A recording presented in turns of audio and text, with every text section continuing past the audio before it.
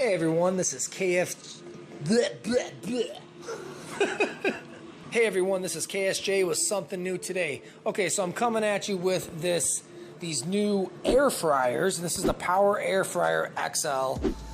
I'm gonna go over a couple things that I've noticed about it. I have this preheating right now. The function of this is pretty simple. It's easy to use. It's not really difficult. I'm gonna stop this just so you can get an idea here. Is it still going? How do we stop it? Stop it. Get some help. I don't know how to stop it. Okay, there we go. Yeah, he's pulling it out. Anyways, what I noticed is this. When you pull this out, the thing I don't like about it is the difficulty of putting it back in. It doesn't want to, like if you have to use this machine numerous times, and it looks like, from my understanding, a lot of people have this problem.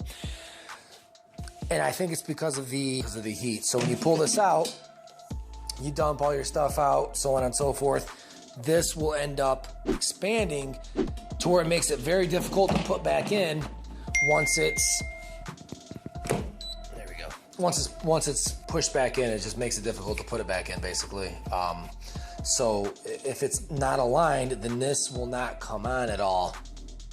And kind of frustrating. So far, that's my largest complaint with this unit. If you're gonna cook numerous things, after you're done using it for 10, 15 minutes or whatever, you have to basically let it cool down before you can use it again. Besides that, everything else is great. It works really simple. Temperature's right here. It maxes out at 400. The timer's right here. That's pretty much it. And then the on button. And then it does its thing, the timer starts going, there you go.